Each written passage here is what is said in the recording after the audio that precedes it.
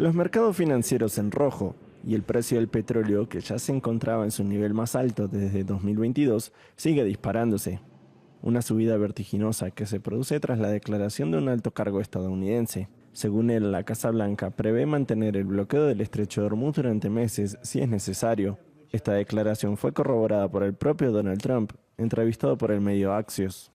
El bloqueo es un poco más eficaz que los bombardeos. Se están asfixiando como un cerdo asado y la cosa va a empeorar para ellos. No pueden dotarse del arma nuclear.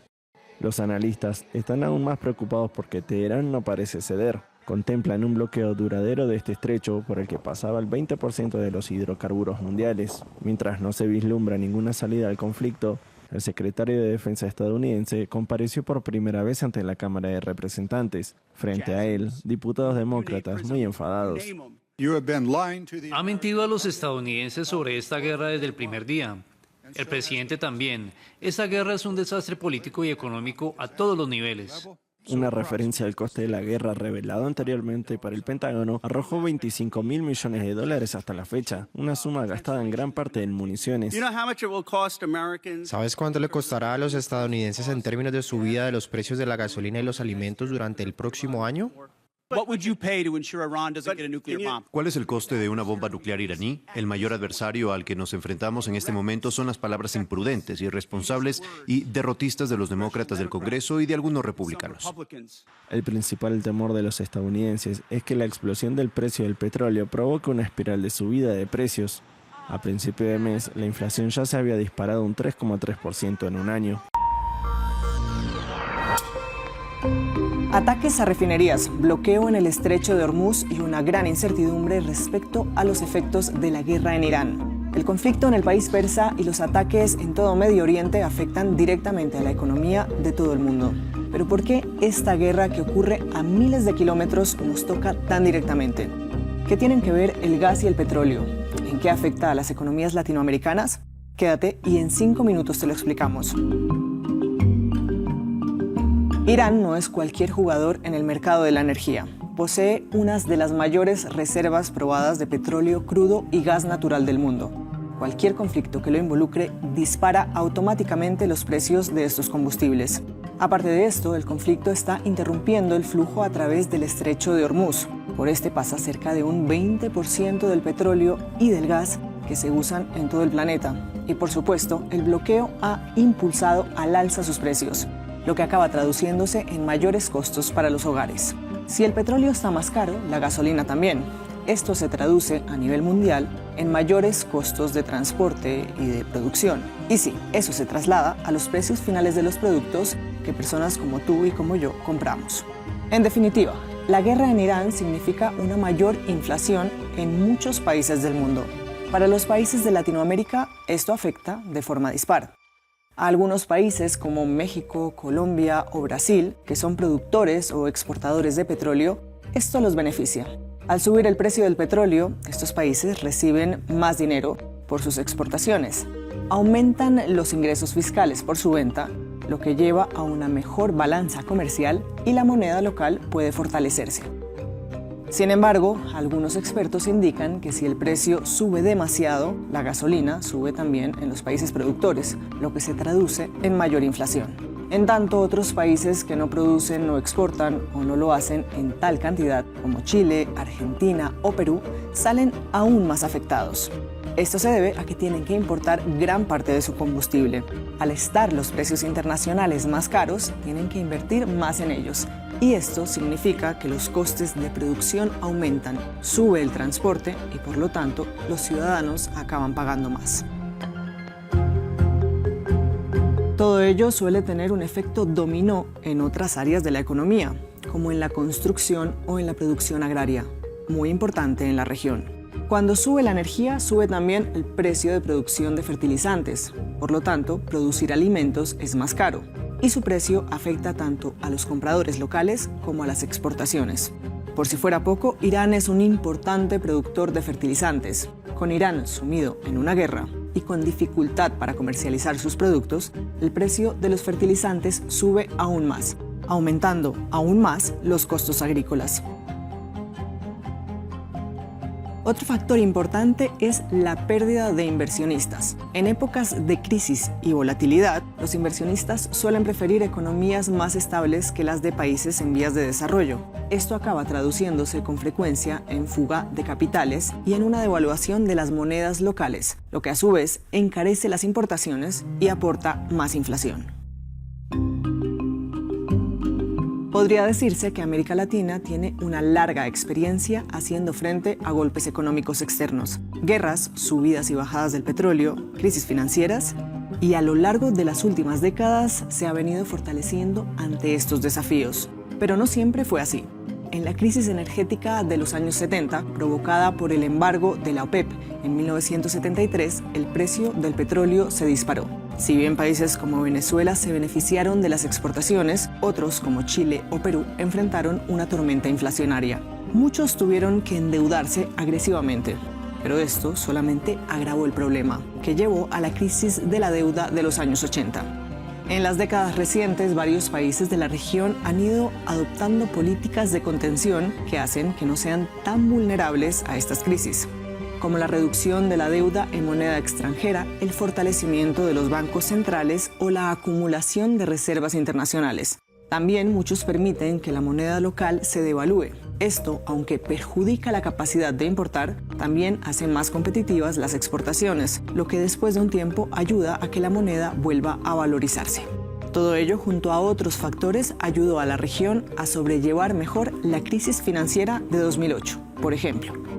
Sin embargo, muchos países como Colombia, Chile o Argentina, aunque han diversificado su producción y fuentes de ingresos, en las últimas décadas son aún muy dependientes de la exportación de combustibles o de materias primas, lo que los hace todavía muy vulnerables a las fluctuaciones de los precios del petróleo. ¿Y tú qué opinas? ¿Cómo podría o debería fortalecerse la región ante este tipo de crisis de impacto mundial? Déjanos tus comentarios en nuestras redes sociales mientras te esperamos con más episodios de En 5 Minutos. Gracias por seguir con nosotros. Vamos ahora a lo que todo el mundo quiere saber. ¿Y qué es lo que viene después? Vamos a empezar por el corazón de nuestra economía, que es el turismo. Porque los datos del turismo en energía nos muestran frente a un problema que en el 2023 fue un récord histórico. Tuvimos 10.3 millones de turistas. Que no es paja de coco. Entonces el turismo es un atenuante para todo el costo que tenemos nosotros. Es una compensación. Turismo y remesa, pues la remesa es una donación. Son dos factores que bien manejados permitirían equilibrar el impacto que tenemos nosotros de la dependencia del problema energético. Yo no sé si van a quitarlo porque el turismo contribuye el 8.8% al Producto Interno Bruto Dominicano. Señores, más o menos, el costo de un boleto aéreo, el 25% de ese costo es de la aviación. Eso quiere decir que nuestra línea aérea nacional, que prácticamente es Arajet, se enfrenta también a un problema grande. Déjeme decirle que el turismo, Fafa, alcanzó 9.4 billones de dólares para República Dominicana en el 2023.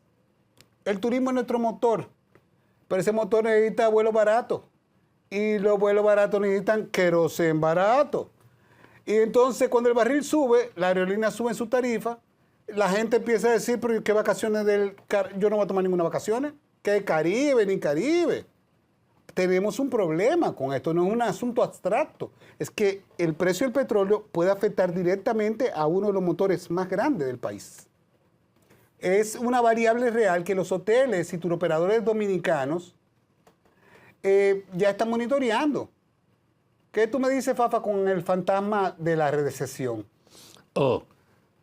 El Fondo Monetario Internacional no descarta un enfriamiento fuerte de la economía de Estados Unidos para el 2025 y el 2026.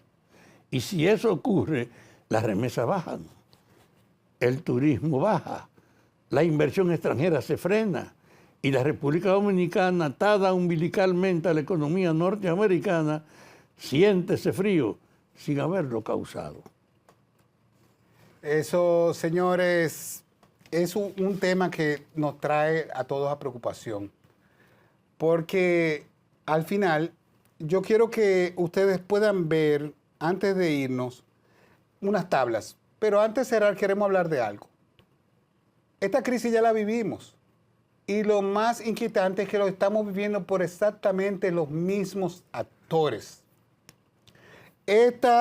Yo se lo expliqué ahorita, lo que pasó con la guerra del Yom Kippur. Los árabes cerraron la llave, pero del 28 de febrero, que Israel decidió atacar a Irán, junto con Estados Unidos, está cerrado el Golfo de Hormuz.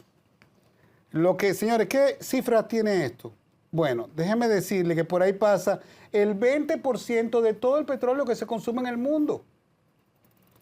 Hay en Asia las afectaciones en Pakistán, Japón, en todos los países de Asia son tremendas.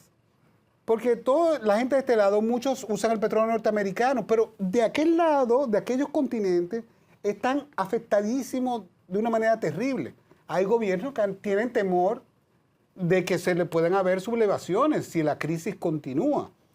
Es algo muy, muy, muy difícil. Miren, la producción de la OPEP, porque ahí están todos esos países que están ahora bombardeados en este conflicto. Estamos hablando de Kuwait, Arabia Saudita, Emiratos Árabes Unidos. Todos ellos han recibido ataques de Irán, porque Irán los acusa de tener bases norteamericanas en su territorio. Esa gente han reducido su producción, dicen que un 20%.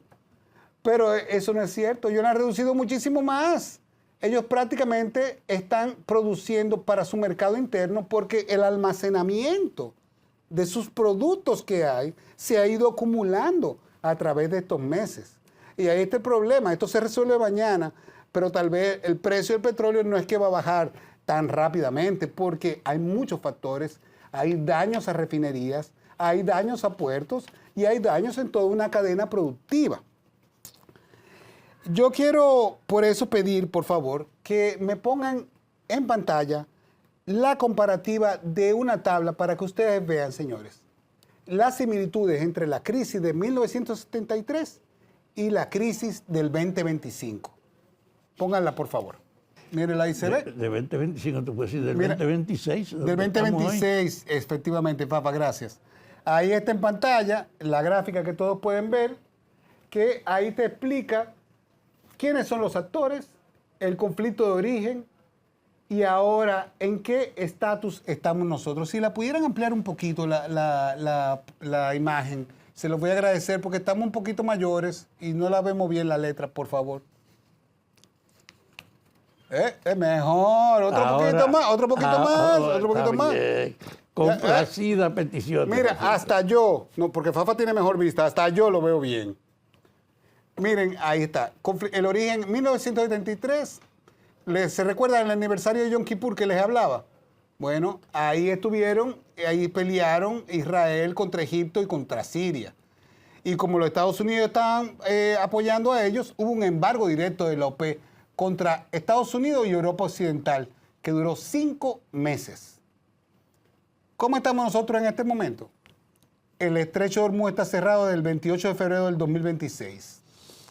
Y se ha interrumpido más o menos 17 a 20 millones de barriles de petróleo diarios.